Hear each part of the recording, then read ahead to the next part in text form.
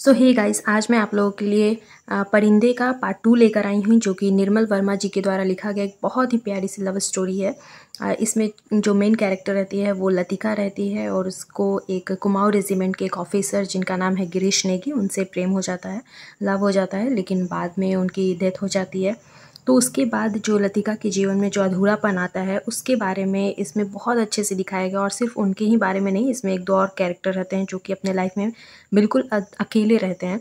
तो वो इस कहानी को आप लोग अच्छे से पढ़िएगा और सुनिएगा, समझिएगा। ये बहुत अच्छी लव स्टोरी है। आई होप आप लोगों को अच्छी लगेगी। तो बिना देरी के कहानी का आगे का पार्ट शुरू करते हैं। खाली कॉरिडोर में घूमती हुई वे कभी इस कमरे में जाती हैं और कभी उसमें। वह नहीं जान पाती कि क्या अपने से क्या करें। दिल कहीं भी नहीं टिक पाता, हमेशा भटका भटका सा रहता है। इस सब के बावजूद जब कोई सहज भाव में पूछ बैठता है, मिस लतिका, छुट्टियों में आप घर नहीं जा रही, तब वह क्या कहें। Ding dong ding. Special service के लिए स्कूल चैपल के घंटे बजने लगे थे। लतिका ने अपना सिर खिड़की के भीतर कर लिया और उसने झटपट साड़ी उतारी और पेटीकोट में ही कंधे पर तौलिया डाले गुस्सल खाने में घुस गई। Left right left right left. Cantonment जाने वाली पक्की सड़क पर चार चार की पंक्ति में कुमाऊं रेजिमेंट के सिपाहियों की एक टुकड़ी मार्च कर रही थी। फौजी बूटों की भारी खुरदरी आवाज़ें स्कूल चैपल की दीवारों से टकराकर भीतर प्रेयर हॉल में गूंज रही थी। ब्लेशेड और द मीक। फादर एलमंड एक एक शब्द चबाते हुए खखारते स्वर में सरमन ऑफ द माउंट पढ़ रहे थे। ईसा मसीह की मूर्ति के नीचे कैंडल ब्रियम के दोनों ओर मोमबत्तियां जल रही थी और जिनका प्रकाश आगे बेंचों पर बैठी हुई लड़कियों पर पड़ रहा था। पिछली लाइनों की बेंचें अंधेरे में डूबी हुई थी और जहां लड़कियां प्रार्थना की मुद्रा में बैठी हुई सिर झुकाए एक दूसरे से खुसर फुसर कर रही थी। मिस वुड स्कूल सीजन के सफलतापूर्वक समाप्त हो जाने पर विद्यार्थियों और स्टाफ सदस्यों को बधाई का भाषण दे चुकी थी और अब फादर के पीछे बैठी हुई अपने में ही कुछ बुड़बुड़ा रही थी, मानो धीरे धीरे फादर को प्रॉम्प्ट कर रही हों। अमीना। फादर एलमंड ने बाइबल मेज पर रख दी और प्रेयर बुक उठा ली। हॉल की खामोशी क्षण भर के लिए टूट गई। लड़कियों ने खड़े होते हुए जानबूझकर बेंचों को पीछे धकेला। बेंचें फर्श पर रगड़ खाकर सीटी बजाती हुई पीछे खिसक गई। हॉल के कोने से हंसी फूट पड़ी और मिस वुड का चेहरा तन गया। माथे पर भ्रिकुटियां चढ़ गईं। फिर अचानक निस्तब्धता छा गई। हॉल के उस घुटे हुए धुंधलके में फादर का तीखा फटा हुआ स्वर सुनाई देने लगा। Jesus said, I am the light of the world, he that followeth me shall not walk in darkness but shall have the light of life. Doctor Mukherjee ने ऊब और उकताहट से भरी जमुहाई और कब यह किस्सा खत्म होगा, उसने इतने ऊंचे स्वर में लतिका से पूछा कि वह सकुचा कर दूसरी ओर देखने लगी। स्पेशल सर्विस के समय डॉक्टर मुखर्जी के होठों पर व्यंग्यात्मक मुस्कान खिलती रहती और वह धीरे धीरे अपनी मूंछों को खींचता रहता। फादर एलमंड की वेशभूषा देखकर लतिका के दिल में गुदगुदी सी दौड़ गई।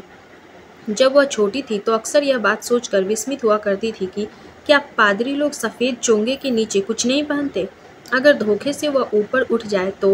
Left left left. मार्च करते हुए फौजी बूट चैपल से दूर होते जा रहे थे, केवल उनकी गूंज हवा में शेष रह गई थी।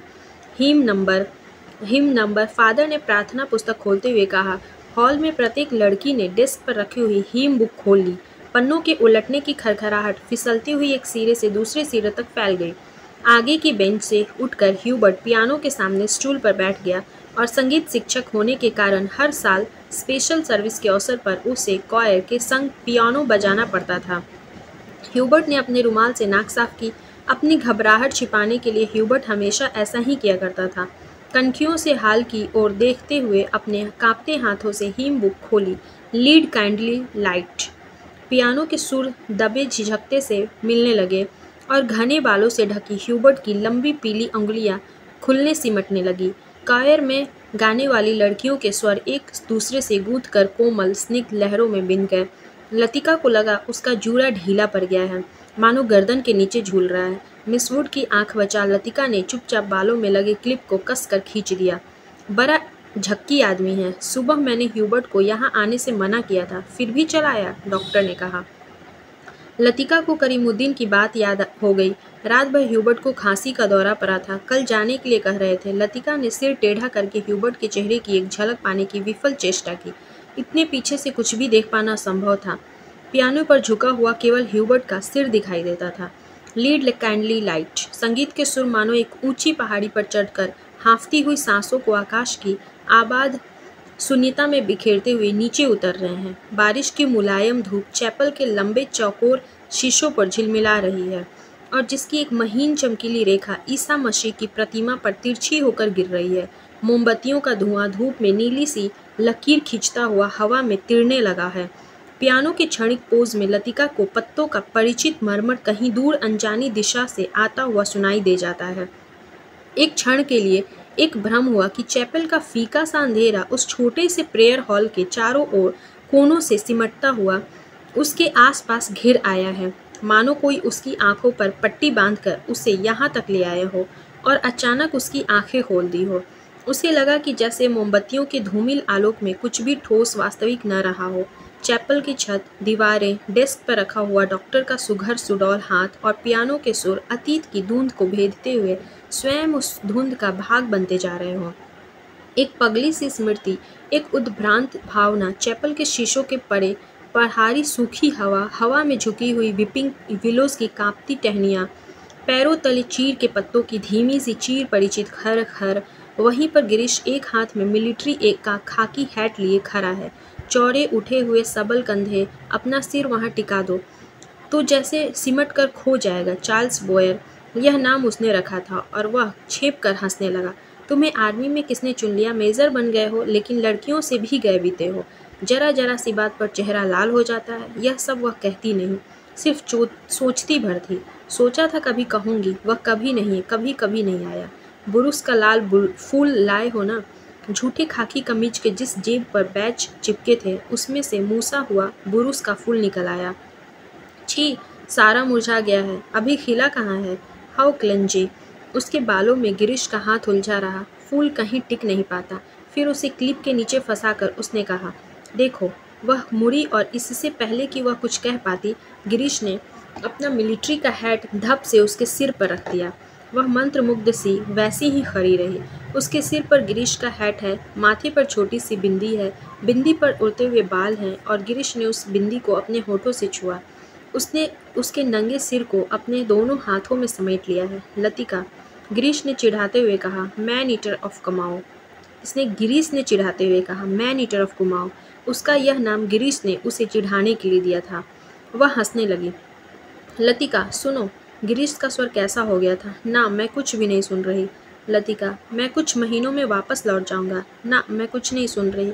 किंतु वह सुन रही है। वह नहीं जो गिरीश कह रहा है, किंतु वह जो नहीं कहा जा रहा है, जो उसके बाद कभी नहीं कहा गया। Lead kindly light.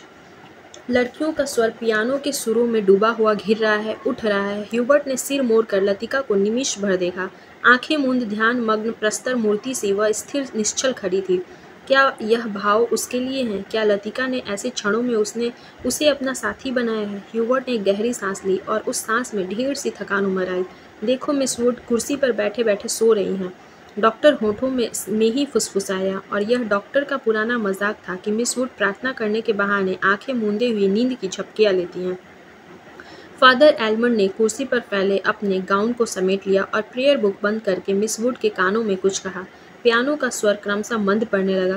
ह्यूबर्ट की उंगलियां ढीली पड़ने लगी और सर्विस के समाप्त होने से पूर्व मिस वुड ने ऑर्डर पढ़कर सुनाया। बारिश होने की आशंका से आज के कार्यक्रम में कुछ आवश्यक परिवर्तन करने पड़े थे। पिकनिक के लिए झूला देवी के मंदिर जाना संभव नहीं हो सकेगा, इसलिए स्कूल से कुछ दूर मिडोज में ही सब लड़कियां नाश्ते के बाद जमा होंगी। सब लड़कियों को दोपहर का लंच हॉस्टल किचन से ही ले जाना होगा। केवल शाम की चाय मिडोज में बनेगी। पहाड़ों की बारिश का क्या भरोसा। कुछ देर पहले धुआंधार बादल गरज रहे थे।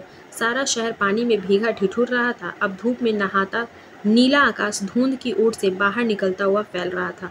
लतिका ने चैपल से बाहर आते हुए देखा, विपिंग बिलोज की भीगी शाखाओं से धूप में चमकती हुई बारिश की बूंदें टपक रही थी। लड़कियां चैपल से बाहर निकलकर छोटे छोटे गुच्छे बनाकर कॉरिडोर में जमा हो गई हैं। नाश्ते के लिए अभी पौन घंटा पड़ा था और उसमें से अभी कोई भी लड़की हॉस्टल जाने की इच्छुक नहीं थी। छुट्टियां अभी शुरू नहीं हुई थी, किंतु शायद इसलिए वे इन चंद बचे खुचे क्षणों में अनुशासन के भीतर भी मुक्त होने का भरपूर आनंद उठा लेना चाहती थी। मिस वुड को लड़कियों का यह गुल गपाड़ा अखड़ा किंतु फादर एलमंड के सामने वह उन्हें डांट फटकार नहीं सकी। अपनी झुंझलाहट दबाकर वह मुस्कुराते हुए बोली, कल सब चली जाएंगी, सारा स्कूल वीरान हो जाएगा। फादर एलमंड का लंबा ओसपूर्ण चेहरा चैपल की घुटी हुई गरमाई से लाल हो उठा था। कॉरिडोर के जंगले पर अपनी छड़ी लटकाकर वह बोले, छुट्टियों में पीछे हॉस्टल में कौन रहेगा? पिछले 2-3 सालों से मिस लतिका ही रह रही हैं और डॉक्टर मुखर्जी छुट्टियों में कहीं नहीं जाते। डॉक्टर तो सर्दी गर्मी यहीं रहते हैं। मिस वुड ने विस्मय से फादर की ओर देखा। वह समझ नहीं सकी कि फादर ने डॉक्टर का प्रसंग क्यों छेड़ दिया। डॉक्टर मुखर्जी छुट्टियों में कहीं नहीं जाते। 2 महीने की छुट्टियों में बर्मा जाना काफ़ी कठिन है फादर। मिस वुड हंसने लगी। मिस वुड, पता नहीं आप क्या सोचती हैं, मुझे तो मिस लतिका का हॉस्टल में अकेले रहना कुछ समझ में नहीं आता। लेकिन फादर, मिस वुड ने कहा, यह तो कॉन्वेंट स्कूल का नियम है कि कोई भी टीचर छुट्टियों में अपने खर्चे पर हॉस्टल में रह सकते हैं। मैं फ़िलहाल स्कूल के नियमों की बात नहीं कर रहा। मिस लतिका डॉक्टर के संग यहाँ अकेली ही रह जाएंगी। और सच पूछिए मिस वुड, डॉक्टर के बारे में मेरी राय कुछ बहुत अच्छी नहीं है। फादर, आप कैसी बात कर रहे हैं? मिस लतिका बच्चा थोड़ी ही है। मिस वुड को ऐसी आशा नहीं थी कि फादर एलमंड अपने दिल में ऐसी दकियानूसी भावना को स्थान देंगे। फादर एलमंड कुछ हतप्रभ से हो गए। बात पलटते हुए बोले, मिस वुड, मेरा मतलब यह नहीं था। आप तो जानती हैं मिस लतिका और मिस उस मिलिट्री अफसर को लेकर एक अच्छा खासा स्कैंडल बन गया था। स्कूल की बदनामी होने में क्या देर लगती है? वह बेचारा तो अब नहीं रहा। मैं उसे जानती थी फादर। ईश्वर उसकी आत्मा को शांति दे। मिस वुड ने धीरे से अपनी दोनों बाहों से क्रॉस किया। फादर एलमंड को मिस वुड की मूर्खता पर इतना अधिक क्षोभ हुआ कि उनसे आगे और कुछ नहीं बोला गया। डॉक्टर मुखर्जी ने से उनकी कभी नहीं पड़ती थी, इसलिए मिस वुड की आंखों में वह डॉक्टर को नीचा दिखाना चाहते थे। किंतु मिस वुड लतिका का रोना ले बैठी। आगे बात बढ़ाना व्यर्थ था। उन्होंने छड़ी को जंगले से उठाया और ऊपर साफ खुले आकाश को दिखाते हुए बोले, प्रोग्राम आपने यूं ही बदला मिस वुड। अब क्या बारिश होगी? ह्यूबर्ट जब चैपल से बाहर निकला तो उसकी आंखें चकाचौंध सी हो गई। उसे लगा जैसे किसी ने अचानक ढेर सी चमकीली उबलती हुई रोशनी मुट्ठी में भरकर उसकी आंखों में झोंक दी हो। पियानो के संगीत के सुर रुई के छुई मुई रेशों की भांति अब तक उसके मस्तिष्क की थकी मांदी नसों पर फरफरा रहे थे। वह काफ़ी थक गया था। पियानो बजाने से उसके फेफड़ों पर हमेशा भारी दबाव पड़ता, दिल की धड़कन तेज हो जाती थी। उसे लगता था कि संगीत के एक नोट को दूसरे नोट में उतारने के प्रयत्न में वह एक अंधेरी खाई पार कर रहा है। आज चैपल में मैंने जो महसूस किया वह कितना रहस्यमय, कितना विचित्र था। ह्यूबर्ट ने सोचा, मुझे लगा पियानो का हर नोट चिरंतन खामोशी की अंधेरी खोह से निकलकर बाहर फैली नीली धुंध को काटता, तराशता हुआ एक भूला सा अर्थ खींच लाता है। गिरता हुआ हर पोज एक छोटी सी मौत है, मानो घने छायादार वृक्षों की कांपती छायाओं में कोई पगडंडी गुम हो गई हो। एक छोटी सी मौत जो आने वाले सुरों को अपनी बची खुची गूंजों की सांसें समर्पित कर जाती है, जो मर जाती है किंतु मिट नहीं पाती। मिटती नहीं इसलिए मरकर भी जीवित है और दूसरे सुरों में लय हो जाती है। डॉक्टर, क्या मृत्यु ऐसे ही आती है? अगर मैं डॉक्टर से पूछूं तो वह हंसकर टाल देगा। मुझे लगता है कि वह पिछले कुछ दिनों से कोई बात छिपा रहा है। उसकी हंसी में जो सहानुभूति का भाव होता है वह मुझे अच्छा नहीं लगता। आज उसने मुझे स्पेशल सर्विस में आने से रोका था। कारण पूछने पर वह चुप रहा था। कौन सी ऐसी बात है जिसे मुझसे कहने में डॉक्टर को कतराता है? शायद मैं शक्की मिजाज होता जा रहा हूँ और बात कुछ नहीं है। ह्यूबर्ट ने देखा, लड़कियों की कतार स्कूल से हॉस्टल जाने वाली सड़क पर नीचे उतरती जा रही है। उजली धूप में उनके रंग बिरंगे रिबन, हल्की आसमानी रंग की फ्रॉकें और सफ़ेद पेटियाँ चमक रही हैं। सीनियर कैम्ब्रिज की कुछ लड़कियों ने चैपल की वाटिका के गुलाब के फूलों को तोड़कर अपने बालों में लगा लिया है। कंटोनमेंट की 3-4 सिपाही लड़कियों को देखते हुए अश्लील मजाक करते हुए हंस रहे हैं और कभी कभी किसी लड़की की ओर जरा झुककर सीटी बजाने लगते हैं। Hello mister Hubert. ह्यूबर्ट ने चौंक कर पीछे देखा। लतिका एक मोटा सा रजिस्टर बगल में दबाए खड़ी थी। आप अभी यहीं हैं? ह्यूबर्ट की दृष्टि लतिका पर टिकी रही। वह क्रीम रंग की पूरी बाहों की ऊनी जैकेट पहनी हुई थी। कुमाऊनी लड़कियों की तरह लतिका का चेहरा गोल था। धूप की तपन से पका गेहुआ रंग कहीं कहीं हल्का सा गुलाबी हो आया था, मानो बहुत धोने पर भी गुलाल के रंग कुछ धब्बे इधर उधर बिखरे रह गए हों। उन लड़कियों के नाम नोट करने थे जो कि कल जा रही हैं, सो पीछे रुकना पड़ा। आप भी तो कल जा रहे हैं मिस्टर ह्यूबर्ट? अभी तक तो यही इरादा है, यहाँ रुककर भी क्या करूँगा। आप स्कूल की ओर जा रही हैं, चलिए। पक्की सड़क पर लड़कियों की भीड़ जमा थी, इसलिए वे दोनों पोलो ग्राउंड का चक्कर काटती हुई पगडंडी से नीचे उतरने लगे और हवा तेज हो चली। चीर के पत्ते हर झोंके के संग टूटकर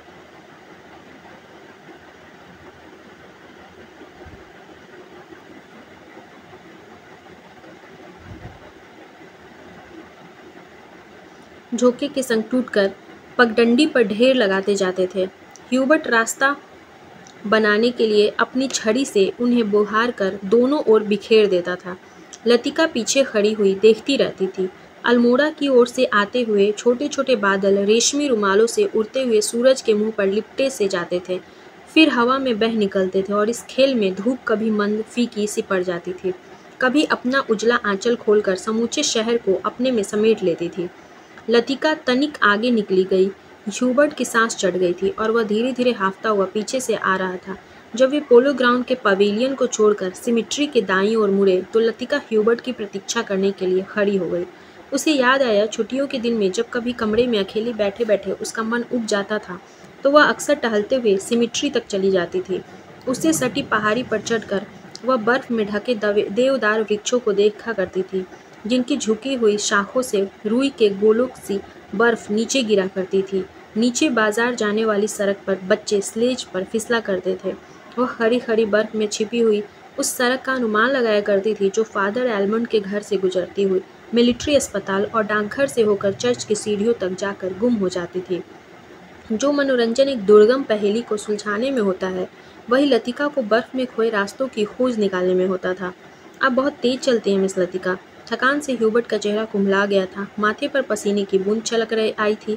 कल रात आपकी तबीयत क्या कुछ खराब हो गई थी? आपने कैसे जाना? क्या मैं अस्वस्थ दिख रहा हूँ? ह्यूबर्ट के स्वर में हल्की सी खींच का आभास था। सब लोग मेरी सेहत को लेकर क्यों बात शुरू करते हैं? उसने सोचा। नहीं, मुझे तो पता अभी नहीं चलता। वह तो सुबह करीमुद्दीन ने बातों ही बातों में जिक्र छेड़ दिया था। लतिका कुछ अप्रतिभ सी हो गई। कोई खास बात नहीं, वह पुरानी दर्द शुरू हो गया था, अब बिल्कुल ठीक है। अपने कथन की पुष्टि के लिए ह्यूबर्ट छाती सीधी करके तेज कदम बढ़ाने लगा। डॉक्टर मुखर्जी को दिखलाया था, वह सुबह आए थे। उनकी बात कुछ समझ में नहीं आती, हमेशा दो बातें एक दूसरे से उल्टी करते हैं। कहते थे कि इस बार मुझे 6-7 महीने की छुट्टी लेकर आराम करना चाहिए, लेकिन अगर मैं ठीक हूँ तो भला इसकी क्या ज़रूरत है? ह्यूबर्ट के स्वर में व्यथा की छाया लतिका से छिपी न रह सकी। बात को टालते उसने कहा, आप तो नाहक चिंता करते हैं मिस्टर ह्यूबर्ट। आजकल मौसम बदल रहा है, अच्छे भले आदमी तक बीमार हो जाते हैं। ह्यूबर्ट का चेहरा प्रसन्नता से दमकने लगा। लतिका को ध्यान से देखा और वह अपने दिल का संशय मिटाने के लिए निश्चिंत हो जाना चाहता था कि कहीं लतिका उसे केवल दिलासा देने के लिए ही तो झूठ नहीं बोल रही। यही तो मैं सोच रहा था मिस लतिका। डॉक्टर की सलाह सुनकर मैं डर ही गया। भला 6 महीने की छुट्टी लेकर मैं अकेला क्या करूँगा? स्कूल में तो बच्चों के संग मन लगा रहता है। सच पूछो तो दिल्ली में ये 2 महीने की छुट्टियाँ काटना भी दूभर हो जाता है। मिस्टर ह्यूबर्ट, कल आप दिल्ली जा रहे हैं? लतिका चलते चलते हठात ठिठक गई। सामने पोलो ग्राउंड फैला था, जिसके दूसरी ओर मिलिट्री की ट्रकें कंटोनमेंट की ओर जा रही थी। ह्यूबर्ट को लगा जैसे लतिका की आंखें अंधमूदी सी खुली रह गई हैं, मानो पलकों पर एक पुराना भूला सा सपना सरक आया है। मिस्टर ह्यूबर्ट, आप दिल्ली जा रहे हैं? इस पर लतिका ने प्रश्न नहीं दोहराया, उसके स्वर में केवल एक असीम दूरी का भाव घिराया। बहुत अरसा पहले मैं भी दिल्ली गई थी मिस्टर ह्यूबर्ट। तब मैं बहुत छोटी थी, न जाने कितने बरस बीत गए। हमारी मौसी का ब्याह वहीं हुआ था।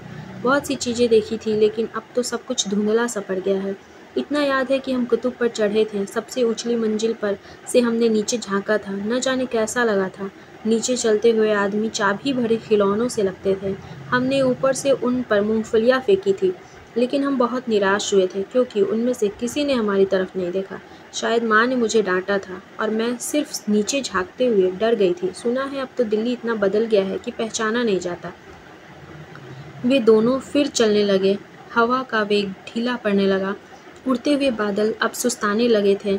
उनकी छायाएं नंदा देवी और पंचचूली की पहाड़ियों पर घिर रही थी। स्कूल के पास पहुंचते पहुंचते चीड़ के पेड़ पीछे छूट गए। कहीं कहीं खुबानी के पेड़ों के आसपास बुरुस के लाल फूल धूप में चमक जाते थे। स्कूल तक आने में उन्होंने पोलो ग्राउंड का लंबा चक्कर लगा लिया था। और मिस लतिका, आप कहीं छुट्टियों में जाती क्यों नहीं? सर्दियों में तो यहाँ सब कुछ वीरान हो जाता होगा। अब मुझे यहाँ अच्छा लगता है, लतिका ने कहा। पहले साल अकेलापन कुछ अखरा था, अब आदी हो चुकी हूँ। क्रिसमस से एक रात पहले क्लब में डांस होता है, लॉटरी डाली जाती है और रात को देर तक नाच गाना होता रहता है। नए साल के दिन कुमाऊं रेजिमेंट की ओर से परेड ग्राउंड में कार्निवल किया जाता है। बर्फ पर स्केटिंग होती है, रंग बिरंगे गुब्बारों के नीचे फौजी बैंड बजता है और फौजी अफसर फैंसी ड्रेस में भाग लेते हैं। हर साल ऐसा ही होता है मिस्टर ह्यूबर्ट। फिर कुछ दिनों बाद विंटर स्पोर्ट्स के लिए अंग्रेज टूरिस्ट आते हैं और हर साल मैं उनसे परिचित होती हूँ। वापस लौटते हुए वे हमेशा वादा करते हैं कि अगले साल भी आएंगे, पर मैं जानती हूँ कि वे नहीं आएंगे। वे भी जानते हैं कि वे नहीं आएंगे, फिर भी हमारी दोस्ती में कोई अंतर नहीं पड़ता। फिर फिर कुछ दिनों बाद पहाड़ों पर बर्फ़ पिघलने लगती हैं, छुट्टियाँ ख़त्म होने लगती हैं और आप सब लोग अपने अपने घरों में वापस लौट आते हैं। और मिस्टर ह्यूबर्ट पता भी नहीं चलता कि छुट्टियाँ कब शुरू हुई थीं और कब ख़त्म हो गईं। लतिका ने देखा कि ह्यूबर्ट उसकी ओर आतंकित भयाकुल दृष्टि से देख रहा है। वह सिर पिटा कर चुप हो गई और उसे लगा मानो वह इतनी देर से पागल की सी अनर्गल प्रलाप कर रही हो। मुझे माफ़ करना मिस्टर ह्यूबर्ट, कभी कभी मैं बच्चों की तरह बातों में बहक जाती हूँ। मिस लतिका, ह्यूबर्ट ने धीरे से कहा। वह चलते चलते रुक गया था। लतिका ह्यूबर्ट के भारी स्वर से चौंक सी गई। क्या बात है मिस्टर ह्यूबर्ट? वह पत्र, उसके लिए मैं लज्जित हूँ। उसे आप वापस लौटा दें। समझ ले कि मैंने उसे कभी नहीं लिखा था। लतिका कुछ समझ न सकी। दिग्भ्रांत सी खड़ी हुई ह्यूबर्ट के पीले उद्विग्न चेहरे को देखती रही। ह्यूबर्ट ने धीरे से लतिका के कंधे पर हाथ रख दिया। कल डॉक्टर मुझे सब कुछ बता दिया। अगर मुझे पहले से मालूम होता तो ह्यूबर्ट हकलाने लगा। मिस्टर ह्यूबर्ट, किंतु लतिका से आगे कुछ भी नहीं कहा गया। उसका चेहरा सफ़ेद हो गया था। दोनों चुपचाप कुछ देर तक स्कूल के गेट के बाहर खड़े रहे। मेडोज़, पगडंडियों, पत्तों, छायाओं से घिरा छोटा सा द्वीप, मानो कोई घोंसला दो हरी घाटियों के बीच आ दबा हो। भीतर घुसते ही पिकनिक के काले आग से झुलसे हुए पत्थर, अधजली टहनियाँ, बैठने के लिए बिछाए गए पुराने अखबारों के टुकड़े इधर उधर बिखरे हुए दिखाई दे जाते हैं। अक्सर टूरिस्ट पिकनिक के लिए यहाँ आते हैं। मिडोज़ को बीच में काटता हुआ टेढ़ा मेढ़ा बरसाती नाला बहता है, जो दूर से धूप चमकता हुआ सफ़ेद रिबन सा दिखाई देता है। यहीं पर काठ के तख्तों का बना हुआ टूटा सा पुल है, जिस पर लड़कियाँ हिचकोले खाते हुए चल रही हैं। डॉक्टर मुखर्जी, आप तो सारा जंगल जला देंगे। मिस वुड ने अपनी ऊंची एड़ी के सैंडल से जलती हुई दिया सलाई को दबा डाला, जो डॉक्टर ने सिगार सुलगाकर चीर के पत्तों के ढेर पर फेंकी थी। वे नाले से कुछ दूर हटकर चीर के दो पेड़ों से गुथी हुई छाया के नीचे बैठे थे। उनके सामने एक छोटा सा रास्ता नीचे पहाड़ी गांव की ओर जाता था, और जहां पहाड़ की गोद में शक्करपारों के खेत एक दूसरे के नीचे बिछे हुए थे। दोपहर के सन्नाटों में भेड़ बकरियों के गलों में बंधी हुई घंटियों का स्वर हवा में बहता हुआ सुनाई दे जाता था। घास पर लेटे लेटे डॉक्टर सिगार पीते रहे। और जंगल की आग कभी देखी है मिस वुड?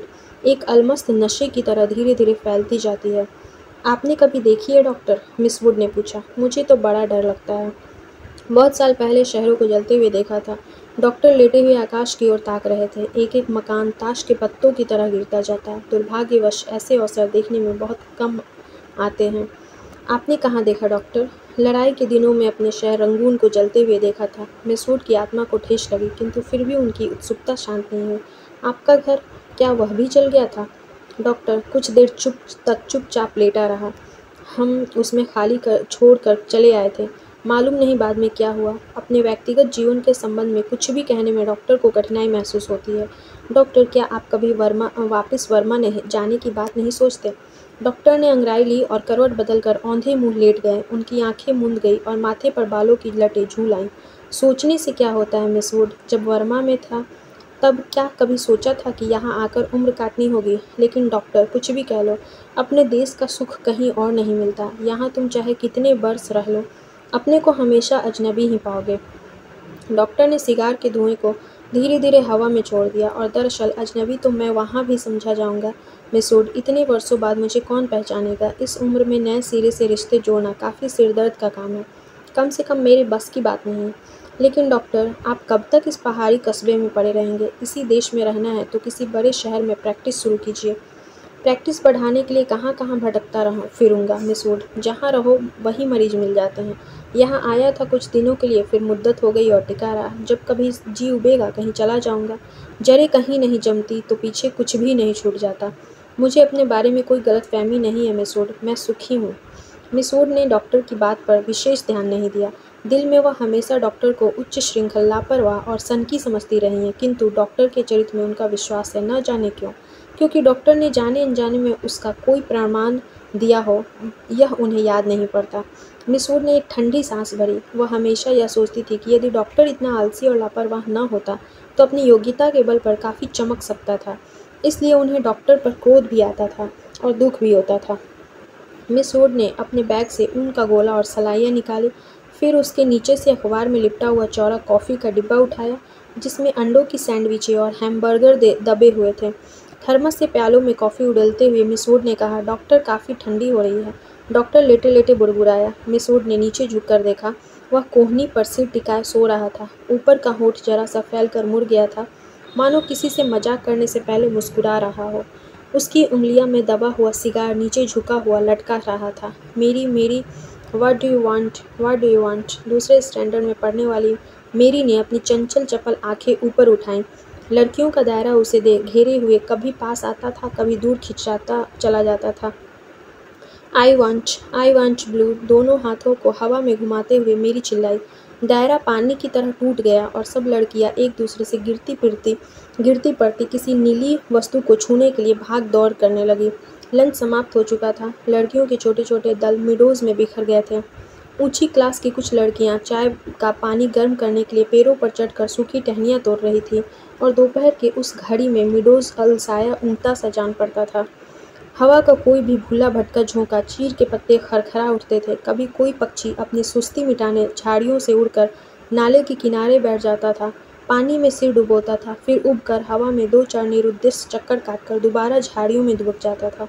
किंतु जंगल की खामोशी शायद कभी चुप नहीं रहती। गहरी नींद में डूबी सपनों से कुछ आवाज़ें नीरवता के हल्के छीने पर्दे पर सलवटें बिछा जाती हैं। मूक लहरों सी हवा में तिरती हैं, मानो कोई दबे पांव झांक कर अदृश्य संकेत कर जाता है। देखो मैं यहाँ हूँ, लतिका ने जूली के बॉब हेयर को सहलाते हुए कहा। तुम्हें कल रात बुलाया था। मैडम, मैं गई थी, आप अपने कमरे में नहीं थी। लतिका को याद आया कि रात वह डॉक्टर के कमरे के टेरेस पर देर तक बैठी रही थी और भीतर ह्यूबर्ट पियानो पर सोपा का नॉर्टन बजा रहा था। जूली, तुमसे कुछ पूछना था। उसे लगा वह जूली की आंखों से अपने को बचा रही है। जूली ने अपना चेहरा ऊपर उठाया और उसकी भूरी आंखों से कौतूहल झांक रहा था। तुम ऑफिसर्स मेस में किसी को जानती हो? जूली ने अनिश्चित भाव से सिर हिलाया। लतिका कुछ देर तक जूली को अपलक घूरती रही। जूली, मुझे विश्वास है तुम झूठ नहीं बोलोगी। कुछ क्षण पहले जूली की आंखों में जो कौतूहल था वह भय से परिणत होने लगा। लतिका ने अपने जैकेट की जेब से एक नीली लिफाफा निकालकर जूली की गोद में फेंक दिया। यह किसकी चिट्ठी है? जूली ने लिफाफा उठाने के लिए हाथ बढ़ाया, किंतु फिर एक क्षण के लिए उसका हाथ कांप कर ठिठक गया। लिफाफे पर उसका नाम और हॉस्टल का पता लिखा हुआ था। थैंक यू मैडम, मेरे भाई का पत्र है, वह झांसी में रहते हैं। जूली ने घबराहट में लिफाफे को अपने स्कर्ट में तहों में छिपा लिया। जूली, जरा मुझे लिफाफा दिखलाओ। लतिका का स्वर तीखा कर्कश सा हो गया। जूली ने अनमने भाव से लतिका को पत्र दे दिया। तुम्हारे भाई झांसी में रहते हैं? जूली इस बार कुछ नहीं बोली। उसकी उद्भ्रांत उखरी सी आंखें लतिका को देखती रही। यह क्या है? जूली का चेहरा सफ़ेद पर फक पड़ गया। लिफाफे पर कुमाऊं रेजिमेंट सेंटर की मुहर उसकी ओर घूर रही थी। कौन है यह? लतिका ने पूछा। उसने पहले भी हॉस्टल में उड़ती हुई अफवाह सुनी थी कि जूली को क्लब में किसी मिलिट्री अफसर के संग देखा गया था, किंतु ऐसी अफवाहें अक्सर उड़ती रहती थी और उसने उन पर विश्वास नहीं किया था। जूली, तुम अभी बहुत छोटी हो। जूली के होंठ कांपे, उसकी आंखों में निरीह याचना का भाव गिराया। अच्छा, अभी जाओ, तुमसे छुट्टियों के बाद बातें करूंगी। जूली ने ललचाई दृष्टि से लिफाफे को देखा, कुछ बोलने को उद्यत हुई, फिर बिना कुछ कहे चुपचाप वापस लौट गई। लतिका देर तक जूली को देखती रही, जब तक वह आंखों से ओझल नहीं हो गई। क्या मैं किसी खूंसट बुढ़िया से कम हूँ? अपने अभाव का बदला क्या मैं दूसरों से रही हूँ? शायद, कौन जाने, शायद जूली का यह प्रथम परिचय हो उस अनुभूति से जिसे कोई भी लड़की बड़े चाव से संजो कर संभाल कर अपने छिपाए रहती है। एक अनिर्वचनीय सुख जो पीड़ा लिए है, पीड़ा और सुख को डुबोती हुई उमड़ती ज्वर की खुमारी जो दोनों को अपने में समो लेती है। एक दर्द जो आनंद से उपजा है और पीड़ा देता है। यही इसी देवदार के नीचे उसे भी यही लगा था जब गिरीश ने पूछा था, तुम चुप क्यों हो? वह आंखें मूंदे सोच रही थी। सोच कहाँ रही थी, जी रही थी उस क्षण को जो भय और विस्मय के बीच भींचा था। बहका सा पागल क्षण। वह अभी पीछे मुड़ेगी तो गिरीश की नर्वस मुस्कुराहट दिखाई दे जाएगी। उस दिन से आज दोपहर तक का अतीत एक दुःस्वप्न की मानिंद टूट जाएगी। वही देवदार है जिस पर उसने अपने बालों की क्लिप से गिरीश का नाम लिखा था। पैर की छाल उतरती नहीं थी, क्लिप टूट जाता था। तब गिरीश ने अपने नाम के नीचे उसका नाम लिखा था। जब कभी कोई अक्षर बिगड़ कर टेढ़ा मेढ़ा हो जाता था तब वह हंसती थी और गिरीश का कांपता हाथ और भी कांप जाता था। लतिका को लगा कि जो वह याद करती है वही भूलना भी चाहती है, लेकिन जब सचमुच भूलने लगती है तब उसे भय लगता है कि जैसे कोई उसकी किसी चीज़ को उसके हाथों से छीने जा रहा हो, ऐसा कुछ जो सदा के लिए हो जाएगा।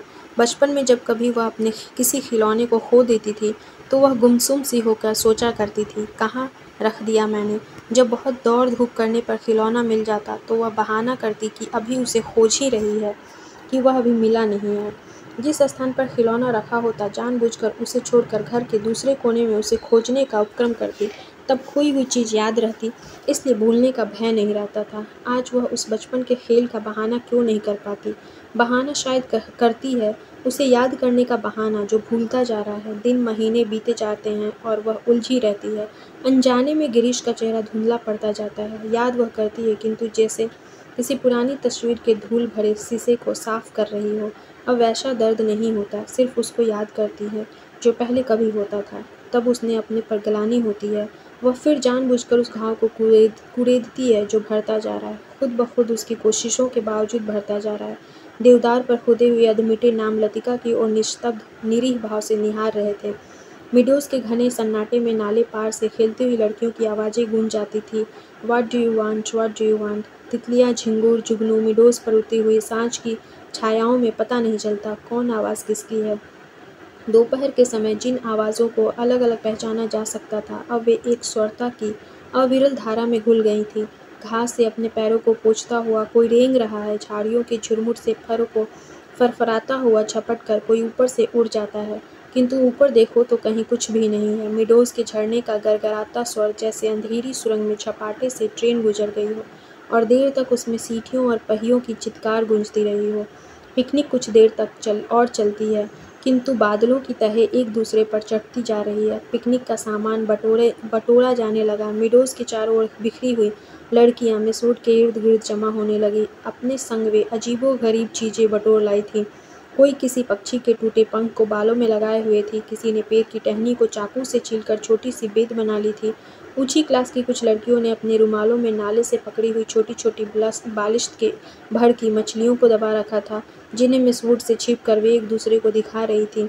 और मिस वुड लड़कियों की टोली के संग आगे निकल गई। मिडोज से पक्की सड़क 3-4 फरलांग की चढ़ाई थी। लतिका हाँफने लगी। डॉक्टर मुखर्जी सबसे पीछे आ रहे थे। लतिका के पास पहुंचकर वह ठिठक गए। डॉक्टर ने दोनों घुटनों को जमीन पर टेकते हुए सिर झुकाकर एलिजाबेथ यूगिन अंग्रेजी में कहा, मैडम आप इतनी परेशान क्यों नजर आ रही हैं?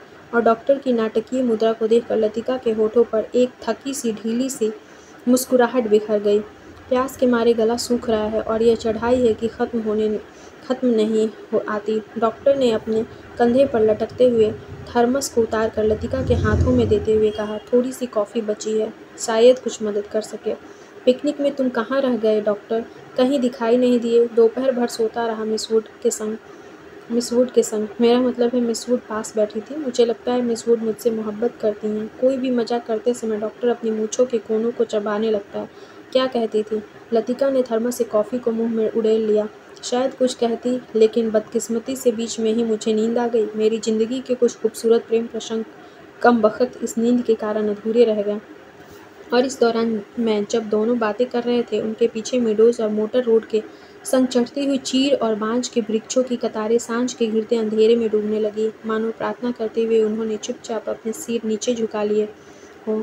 इन्हीं पेड़ों के ऊपर बादलों में गिरजे का क्रॉस कहीं उलझा पड़ा था और उसके नीचे पहाड़ों की ढलान पर बिछे हुए खेत भागती हुई लहरियों से लग रहे थे, जो मानो किसी की टोह में स्तब्ध ठिठक गई हों। डॉक्टर मिस्टर ह्यूबर्ट पिकनिक पर नहीं आए।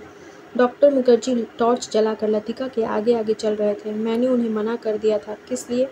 अंधेरे में पैरों के नीचे दबे हुए पत्तों की चरमराहट के अतिरिक्त कुछ सुनाई नहीं देता था।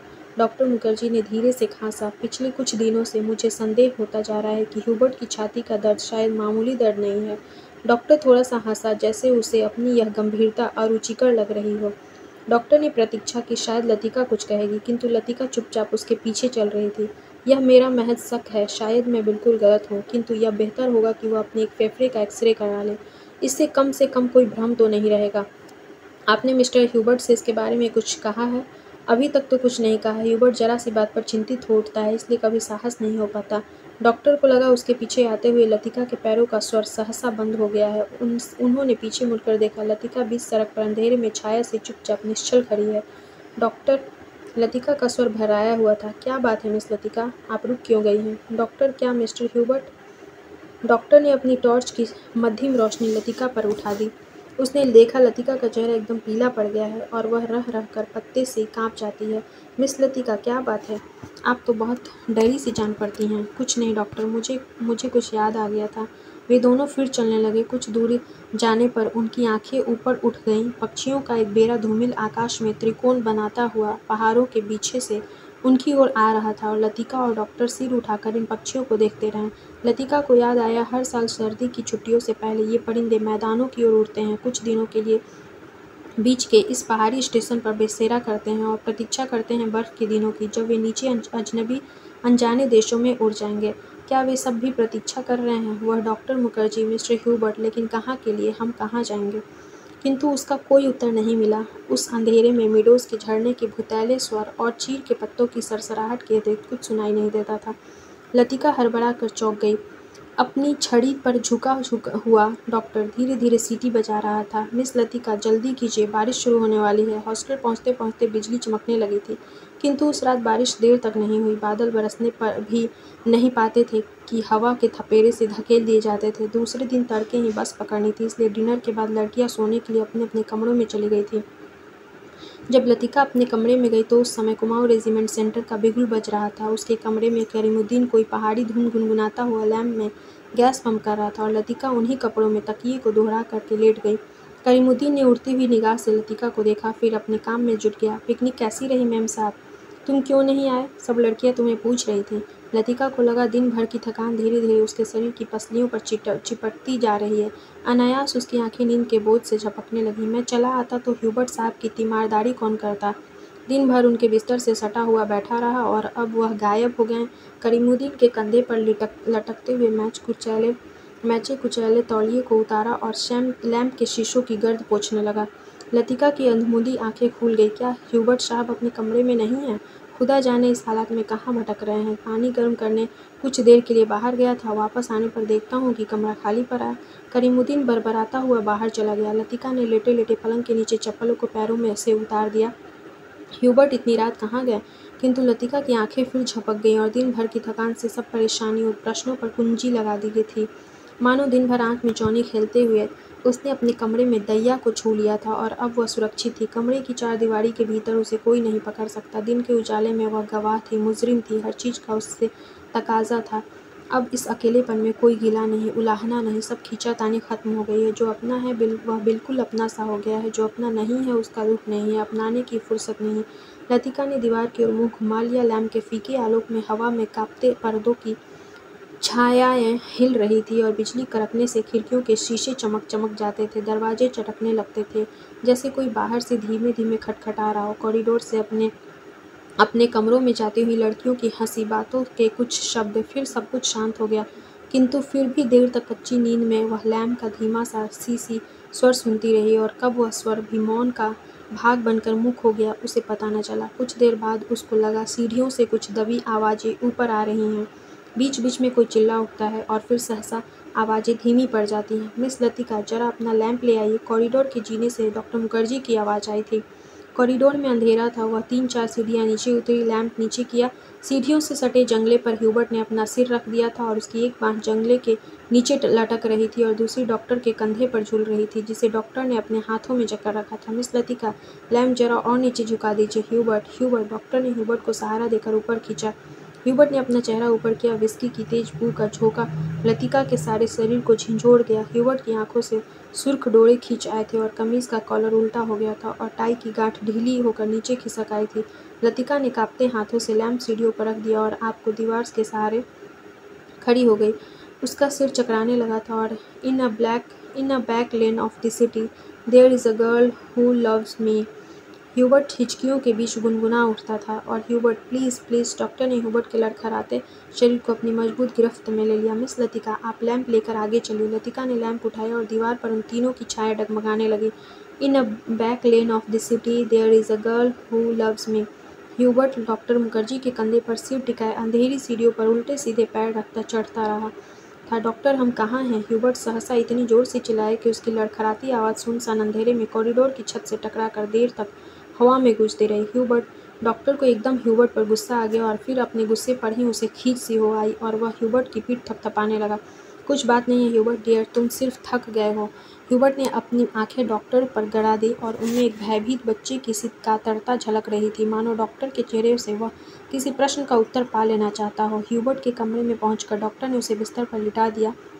ह्यूबर्ट ने बिना किसी विरोध के चुपचाप जूते मोजे उतरवा दिए। जब डॉक्टर ह्यूबर्ट की टाई उतारने लगा तो ह्यूबर्ट अपनी कूहनी के सहारे उठा। कुछ देर तक डॉक्टर को आंखें फाड़ते हुए घूरता रहा, फिर धीरे से उसका हाथ पकड़ लिया। डॉक्टर, क्या मैं मर जाऊंगा? कैसी बात करते हो ह्यूबर्ट? डॉक्टर ने हाथ छुड़ाकर धीरे से ह्यूबर्ट का सिर तकिए से पर टिका दिया। Good night Hubert. Good night doctor. Hubert ने करवट बदल ली। और गुड नाइट मी ह्यूबर्ट। लतिका का स्वर सिहर गया, किंतु ह्यूबर्ट ने कोई उत्तर नहीं दिया। करवट बदलते ही उसे नींद आ गई। कॉरिडोर में वापस आकर डॉक्टर मुखर्जी रेलिंग के सामने खड़े हो गए। हवा के तेज झोंकों से आकाश में फैले बादलों की परतें जब कभी इकहरी हो जाती, तब उनके पीछे से चांदनी बुझती हुई आग के धुएं से आसपास की पहाड़ियों पर फैल जाती थी। आपको मिस्टर ह्यूबर्ट कहाँ मिले? लतिका कॉरिडोर के दूसरे कोने में रेलिंग पर झुकी हुई थी और क्लब के बारे में उन्हें देखा था। मैं न पहुँचता तो न जाने कब तक बैठे रहते। डॉक्टर मुखर्जी ने सिगरेट जलाई और उन्हें अभी 1-2 मरीजों के घर जाना था। कुछ देर तक उन्हें टाल देने के इरादे से वो कॉरिडोर में खड़े रहे। नीचे अपने क्वार्टर में बैठा हुआ करीमुद्दीन माउथ ऑर्गन पर कोई पुरानी फिल्मी धुन बजा रहा था। आज दिन भर बादल छाए रहे लेकिन खुलकर बारिश नहीं हुई। क्रिसमस तक शायद मौसम ऐसा ही रहेगा। कुछ देर तक दोनों चुपचाप खड़े रहे। कॉन्वेंट स्कूल के बाहर फैले लॉन से झिंगुरों का अनवरत स्वर चारों ओर फैल निस्तब्धता को और भी अधिक घना बना रहा था। कभी कभी ऊपर मोटर रोड पर किसी कुत्ते की गिड़गिड़ाहट सुनाई पड़ा जाता थे। डॉक्टर, कल रात आपने मिस्टर ह्यूबर्ट से कुछ कहा था मेरे बारे में, वही जो सब लोग जानते हैं और ह्यूबर्ट जिसे जानना चाहिए था नहीं जानता था। डॉक्टर ने लतिका की ओर देखा। वह जरवत अविचलित रेलिंग पर झुकी हुई थी। वैसे हम आपकी सबकी अपनी अपनी जिद होती है, कोई छोड़ देता है और कोई आखिर तक उसे चिपका रहता है। डॉक्टर मुखर्जी अंधेरे में मुस्कुराए। उनकी मुस्कुराहट में सूखा सा विरक्त का भाव भरा था। कभी कभी मैं सोचता हूँ मिस लतिका, किसी चीज़ को न जानना यही गलत है, तो जानबूझकर न भूल पाना, हमेशा जोंक की तरह उससे चिपटे रहना, यह भी गलत है। बर्मा से आते हुए मेरी पत्नी की मृत्यु हुई थी। मुझे अपनी ज़िंदगी बेकार सी लगती है। आज इस बात को अरसा गुजर गया और जैसे आप देखती हैं मैं जी रहा हूँ। उम्मीद है कि कभी अरसा और जीऊँगा। ज़िंदगी काफ़ी दिलचस्प लगती है और यदि उम्र की मजबूरी न होती तो शायद मैं दूसरी शादी करने में भी न हिचकता। इसके बावजूद कौन कह सकता है कि मैं अपनी पत्नी से प्रेम नहीं करता था? आज भी करता हूँ। लेकिन डॉक्टर, लतिका का गला रूंध आया। क्या मिस लतिका? डॉक्टर, सब कुछ होने के बावजूद क्या चीज़ है जो हमें चलाए चलती है? हम रुकते हैं तो भी अपने रेले में वह हमें घसीट ले जाती है। लतिका को लगा कि वह जो कहना चाह रही है कह नहीं पा रही है। जैसे अंधेरे में कुछ हो गया है जो मिल नहीं पा रहा, शायद कभी नहीं मिल पाएगा। यह तो आपको फादर एलमंड ही बता सकेंगे मिस लतिका। डॉक्टर की खोखली हंसी में उनका पुराना सनकीपन उभर आया था। अच्छा, चलता हूँ मिस लतिका, मुझे काफ़ी देर हो गई है। डॉक्टर ने दिया सलाई जलाकर घड़ी को देखा। Good night miss Latika. Good night doctor.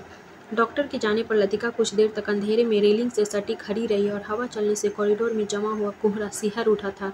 शाम को सामान बांधते हुए लड़कियों ने अपने अपने कमरे के सामने जो पुरानी कॉपियाँ, अखबारों और रद्दी के ढेर लगा दिए थे, वे सब अंधेरी कॉरिडोर में हवा के झोंकों से इधर उधर बिखरने लगे थे। लतिका ने लैंप उठाया और अपने कमरे की ओर जाने लगी। कॉरिडोर में चलते हुए उसने देखा जूली के कमरे में प्रकाश की एक पतली रेखा दरवाजे के बाहर खींच आई है। लतिका को कुछ याद आया। वह कुछ क्षणों तक सांस रोके जूली के कमरे में के बाहर खड़ी रही। कुछ देर बाद उसने दरवाज़ा खटखटाया। भीतर से कोई आवाज़ नहीं आई। लतिका ने दबे हाथों से हल्का सा धक्का दिया। दरवाज़ा खुल गया। जूली लैंप बुझाना भूल गई थी और लतिका धीरे धीरे दबे पांव जूली के पलंग के पास आई। जूली का सोता हुआ चेहरा लैंप के फीके आलोक में पीला सा दिख रहा था। लतिका ने अपनी जेब से वही नीला लिफाफा निकाला और उसे धीरे से जूली के तकिए के नीचे दबा कर रख दिया। और यहीं पे आपकी जो ये कहानी है ये पूरी ख़त्म होती है। ये थोड़ी सी लंबी कहानी थी और एक रोमांटिक लव स्टोरी थी जिसमें कुछ अधूरेपन को दिखाया गया है कि किसी के जाने से जो ज़िंदगी में जो भी अधूरापन आता है उन सब चीज़ों के ऊपर ये कहानी थी। और अब हम इसके जो क्वेश्चंस हैं उसके बारे में नेक्स्ट वीडियो में बात करेंगे।